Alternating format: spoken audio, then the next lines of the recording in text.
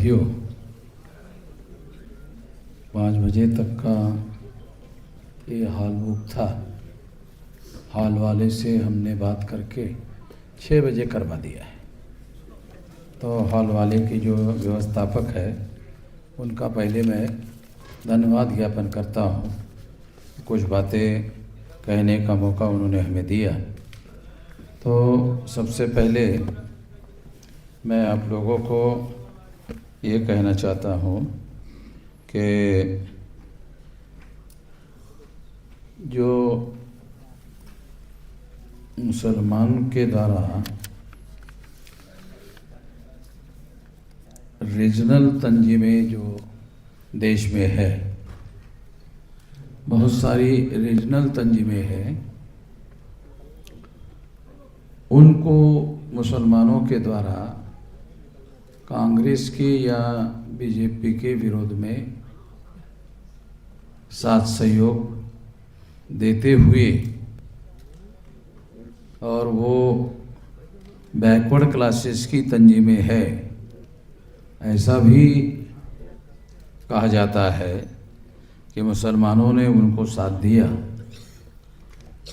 मगर जो गैर-बरादरी का निज़ाम बनाए रखने वाले लोग हैं उनकी तंजीमें राष्ट्रीय स्तर की है। तो राष्ट्रीय स्तर की तंजीमों को रीजनल लेवल से आप कैसा विरोध कर सकते हैं? हमारे कुछ मुस्लिम भाई ये कहते हैं कि हमने फला जो स्टेट के संगठन को हमने साथ दिया, उसको साथ दिया, उसको साथ दिया। तो मैं ऐसा कहना चाहता हूँ, ये बात तो सही कह रहे हैं कि आपने दिया, तो उसमें 2 कमियां हैं। एक तो वो रीजनल फोर्स है, जो नेशनल फोर्स जो ब्राह्मणवादियों का है, उसका वो विरोध करने के लिए सक्षम नहीं है राष्ट्रीय स्तर पर। इसलिए आप सही तरीके से सोच नहीं रहे, सही तरीके से नहीं सोच रहे। दूसरा है तो रीजनल फोर्स से साथ सहयोग करने से आप राष्ट्रीय स्तर के जो फोर्स है मनोवादियों उनका आप मुकम्मल मुकाबला नहीं कर सकते। एक तो ये बात हम लोगों को ध्यान रखना चाहिए। और दूसरी बात ये है कि यदि आप रीजनल फोर्स को साथ देने से ये साध्य करते होते तो ये साथ आपका मामला हल हो गया होता। ऐसा तो हुआ नहीं। तो इसलिए ये लड़ाई राष्ट्रीय स्तर की जो तंजीम होगी और जो रीजनल फोर्सेस को आपने साथ सहयोग दिया, वो उसमें और एक दूसरी कमी है। वो दूसरी कमी क्या है?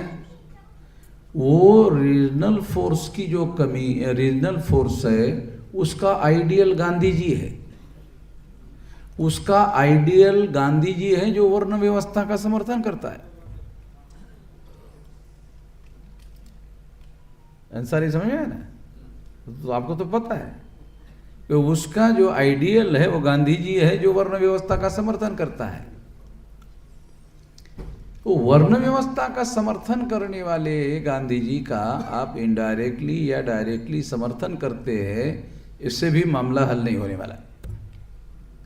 इसलिए मुस्लिम्स लोगों को मैं ये सलाह देने के लिए कह रहा हूँ कि आपको तंजीम राष्ट्रीय स्तर की होनी चाहिए और वो तंजीम ऐसे आइडियल वालों की नहीं होनी चाहिए जो वर्ण सिस्टम का समर्थन करते हैं। वो ऐसे व्यवस्था का आप समर्थन करेंगे तो आप उस जाल में उलझ जाओगे, फंस जाओगे। तो आपको ऐसे तंजीमों का संगठन समर्थन करना चाहिए जो समता, स्वतंत्रता, बंधुता और न्याय पर आधारित समाज और राष्ट्र का निर्माण कर सके, जो भारत के संविधान के प्रियम्बल में है। कोई नई बात तो हम कह नहीं रहे। अभी मेरे पास में मैसेज आया, पुलिस वालों का मैसेज आया कि आप लोग राजनीतिक भाषण कर रहे हैं। मुझे तो पुलिस वालों के दिमाग पर दया आती है। भारत के संविधान में राजनीति में पर भाषण नहीं कर सकते, कहाँ लिखा हुआ है? अभी माने है क्या लिखा हुआ है? कहीं तो लिखा हुआ नहीं है।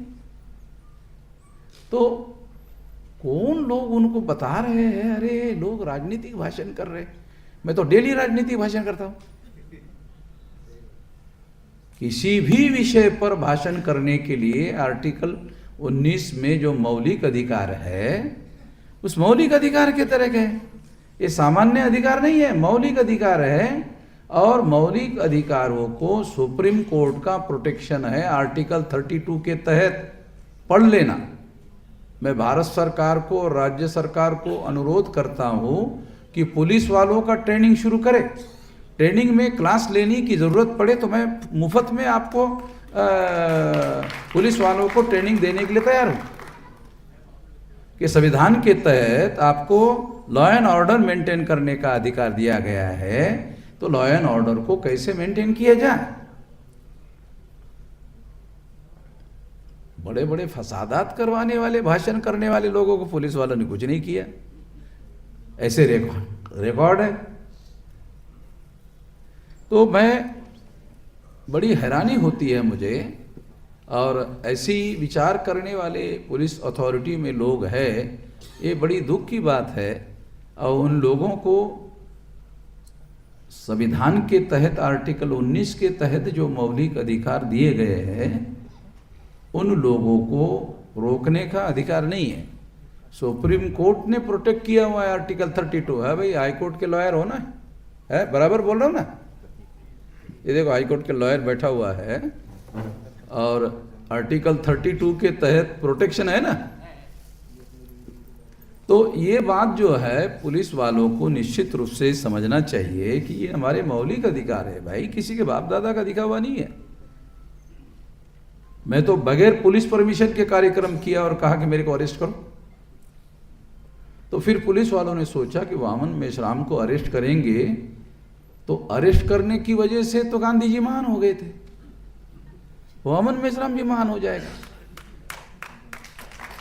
तो उन्होंने भी आपको अरेस्ट कैसा करें? मैंने कहा एक बार तो गुजरात में अरेस्ट कर लिया था, तो रात भर में तो सारे देश के पुलिस चौकी के पास लोग इकट्ठा हुए थे। तो वहाँ के पुलिस वालों ने आकर मुझे बताया अरे तो आप बहुत ज़्यादा पॉपुलर हो गए हैं। मैं आपको क्या, गांधी जी अकेले होना चाहिए क्या पॉपुलर? मुझे नहीं होना चाहिए है? गांधी जी ने अकेले ने ठेका ले रखा है कि वो पॉपुलर हो जाए और हम ना होए। तो हमारी जो तंजीम है जिसका ये कार्यक्रम हो रहा अंतर्गत, ये 625 जिलों में चल रहा है भाई। अगर एक किसी जिले में या एक किसी एरिया में अगर पुलिस वालों ने हमको परमिशन नहीं दिया थोड़ी देर के लिए, तो मैं फौरी ऐलान कर देता हूं कि ये दिल्ली बंद कर दो। तो एक जिले में कार्यक्रम होने के बजाय सारे दिल्ली भी हो जाता है। तो जो लोग पाबंदी लगाने की बातें करते हैं उनको बात समझदारी नहीं है, क्योंकि पाबंदी लगाएंगे तो अब ज्यादा ताकत से करेंगे। देखो मैं चेतावनी के स्वरूप में बात कर रहा हूं। अगर कोई हमारे आर्टिकल 19 जो फंडामेंटल राइट है, संवैधानिक अधिकार है, अगर कोई लगाने की कोशिश करे तो हम राष्ट्रीय स्तर पर उसका मुकाबला करेंगे, राष्ट्रीय स्तर पर कार्रवाई करेंगे, नेशनल लेवल पर कार्रवाई करेंगे। मैं इस तरह की बातें बर्दाश्त करने का आदी नहीं हूं। मैं लॉ एंड ऑर्डर को मेंटेन करने के लिए काम करता हूं। अगर हमारे किसी कार्यकर्ता ने लॉ एंड ऑर्डर का मेंटेन नहीं किया तो मैंने कुछ लोगों को पुलिस के हैंडओवर कर दिया। मेरा रिकॉर्ड है। ये मेरे अपने संगठन के लोगों ने अगर लॉ एंड ऑर्डर मेंटेन नहीं किया तो मैंने उन कार्यकर्ताओं को पुलिस के हैंडओवर कर दिया। मैं लॉ एंड ऑर्डर मेंटेन करने की बात जानता हूं, समझता हूं क्या लॉ एंड ऑर्डर मेंटेन करना चाहिए, कैसे करना चाहिए। कानून और व्यवस्था बनाए रखना एक नागरिक होने की वजह से हमारा कर्तव्य है और ये हम करते हैं। मगर हमारे मौलिक अधिकारों को रुकावट डालने का काम कोई करेगा तो वो भी बात हम बर्दाश्त नहीं करेंगे। तो इसलिए कई जगह जब हम लोगों को पुलिस वालों ने ऐसा करने की कोशिश की तो हमने भारत बंद से जवाब दिया, तो उनको पता चला कि ये तो ज़्यादा नुकसान हो गया है। सोचना चाहिए, ये मैं कह रहा हूँ। दूसरी बात मैं आप लोगों को बताना चाहता हूँ कि हसन खान मेवाती का एक उदाहरण दिया गया है यहाँ पर। दिया ना? हाँ, दिया कि नहीं? कि उन्होंने लड़ाई लड़ी थी, बहुत खुशी का, बहुत अच्छा उदाहरण दिया उन्होंने, लड़ी थी। तो हसन खान मेवाती का अनुकरण क्यों नहीं कर रहे हो आज? हसन खान मेवाती ने अच्छा काम किया, आपने ऐसा बताया इधर, तो ऐसा आज करो ना। वो तो उन्होंने किया, बराबर किया, उन्होंने किया, बराबर किया। अभी करो ना, आज करो ना। तुम आज की जो आज नहीं कर रहे हो तो 200 साल पुराना उदाहरण देकर सेटिस्फाइड नहीं कर सकते। कर सकते क्या अंसारी? आज करने की बात चल रही भाई, आज नहीं हो रहा, ये हमारा कहना है। आपके बुजुर्गों ने ऐसा किया था, अच्छा किया था, सही किया था, आप क्यों नहीं कर रहे हो? आपके बुजुर्गों का अनुकरण क्यों नहीं कर रहे हो? गलत बात का विरोध करना चाहिए, नाइंसाफी का विरोध करना चाहिए, आज भी करने की जरूरत है। साथियों, एक और बात भी मैं आप लोगों को कहना चाहता हूं। बहुत बार जो मुस्लिम्स लोग हैं भाषण करते हैं तो दलित मुसलमानों का इत्तेहाद करने की बात करते हैं। दलित मुसलमानों का इत्तेहाद गलत टर्मिनोलॉजी है, गलत बातें हैं। दलित 15%, मुसलमान 15%, 30%, क्या कर लेंगे 30% से? सोच समझकर बोलना जरूरी है भाई। आया मंसारी? दलित 15%, मुसलमान 15%, 30% हो गया। 30% से कोई सरकार ही नहीं बनी आज तक, और 100% कोई वोट किसी को मिलता नहीं है। हम बामसेप में ये सारा बहुत ज्यादा सोच समझने के बाद एससी और एसटी 22.5%, दलित टर्मिनोलॉजी केवल शेड्यूल कास्ट के लिए यूज होती है, तो एससी और एसटी 22.5% और 15% मुसलमान, कितना हो गया? 37%। तो 37% से भी काम नहीं चलेगा, ये हम लोग मुकम्मल कामयाब नहीं हो सकते। तो इसलिए प्लान बनाया, एससी, एसटी, ओबीसी, ये तीनों को मिलाकर ये आंकड़ा बनता है 74.5%, और माइनॉरिटी को मिला दो तो ये आंकड़ा बनता है 85%। तो मुस्लिम भाइयों को जो भी स्टेज पर बोलते हैं वो बोलते वक्त कॉन्शियसली बोलने का अनुरोध करूंगा कि एससी, एसटी, ओबीसी को क्यों छोड़ रहे? मुस्लिम्स लोग बात करते वक्त दलित और मुसलमान, अरे तो 30% हो रहा है। हम तो 85% की बात कर रहे। 85% मान लो यहां आपने बोल दिया, यहां बोल दिया, कितना खर्चा आता है उसके लिए? 85 बोलने का ज्यादा खर्चा आ रहा है। तो 30% बोलने को जितना खर्चा आपकी जबान लगाती है, 85% को भी उतना ही खर्चा आ रहा है। तो मुझे ये लगता है कि ऐसी कमजोरी क्यों होती है? आइडियोलॉजी की कमजोरी की वजह से ऐसा होता है। क्या करने से क्या हो सकता है, इसका कैलकुलेशन अगर हमें जमीन पर करने की तो बात दूर की बात है, हमें कागज पर भी ठीक से समझ में नहीं आ रहा है।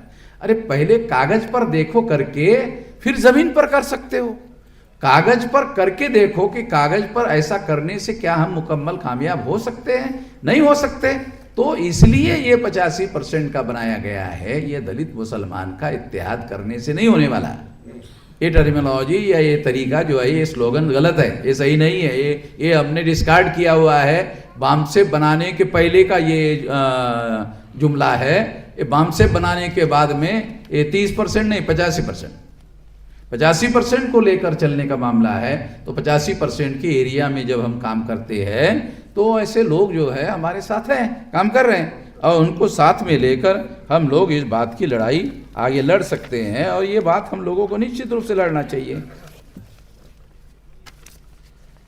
बाबा साहब अम्बेडकर ने जब देश के नाम संविधान में लिखने का मामला आया तो उन्होंने अंग्रेजी में लिखा इंडिया, और इंडिया का ट्रांसलेशन करके संविधान में लिखा भारत। मुस्लिम्स लोग जब तकरीर करते हैं तो हिंदुस्तान हिंदुस्तान हिंदुस्तान हिंदुस्तान कहते, आरएसएस की बात क्यों करते रहते हो भाई? आरएसएस हिंदुस्तान बनाने में लगा हुआ है और आप पहले ही बना चुके हैं। आरएसएस कोशिश करने के बाद भी नहीं बना पा रहा है। इतना बड़ा संगठन बनाया, 100 साल होने को आ रहा है, मगर वो हिंदुस्तान और हिंदू राष्ट्र बना नहीं पाया। मुस्लिम लोग पहले ही बना चुके हैं। कितनी गड़बड़ वाली बात है, मुझे तो डर लगता है। अरे भाई, मैं आप लोगों को बहुत सारा कैलकुलेट करके समझा रहा हूं। लोकतंत्र में चाकू छुरी बंदूक गोली का उपयोग नहीं कर सकते हैं। परिवर्तन के लिए शब्द को हथियार बनाया जाता है, तो कौन से शब्दों का उपयोग करना चाहिए सोच लो फिर बोलो। पहले सोचो फिर बोलो, क्योंकि शब्द शब्द नहीं है लोकतंत्र में, शब्द हथियार है।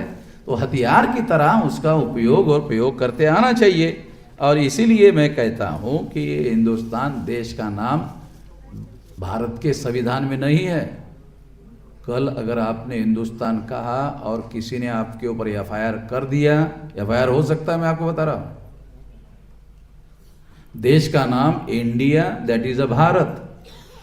ये पहली लाइन है भारत के संविधान की, India that is a Bharat. आप इंडिया भी नहीं कहते हो, भारत भी नहीं कहते हो, हिंदुस्तान हिंदुस्तान हिंदुस्तान कहते रहते हो। छोड़ दो, ये नहीं है। ये कोई अगर सरफिरा आदमी निकला वो एफआईआर करेगा तो एफआईआर हो सकता है, ये देश का नाम गलत वो उच्चारण कर रहे। अगर पुलिस वालों ने नोट नहीं किया तो डायरेक्ट हाई कोर्ट में केस हो सकती है।